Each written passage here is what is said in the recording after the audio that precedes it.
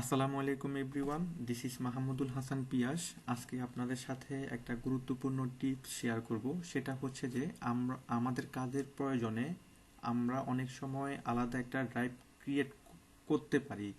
যেমন ধরেন, আমার এখানে ড্রাইভ আছে 3টা।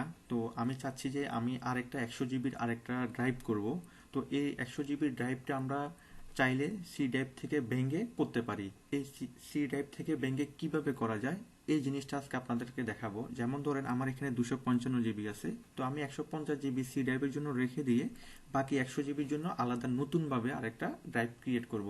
এটার জন্য আমাকে কি কি করতে হবে এই আজকে আমি এটা দেখাবো।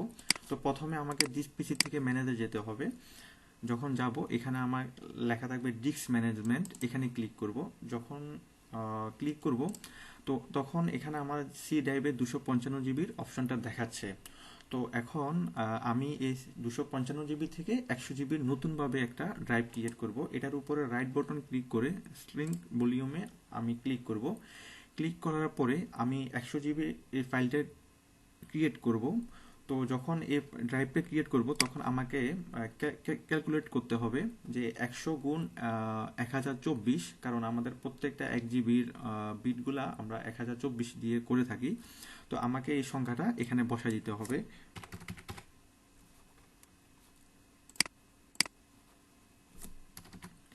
হ্যাঁ, আমাদের বসানো শেষ। তখন আমরা স্ক্রিনকে ক্লিক করব।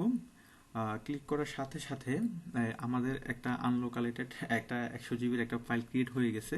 কিন্তু সি ড্রাইভের জায়গায় থেকে গেছে। তো এখান থেকে আমরা 100 জিবি নিয়ে নিছি। তো এটার উপরে আমরা রাইট বাটন ক্লিক করে নিউ সিম্পল ভলিউমে ক্লিক করব।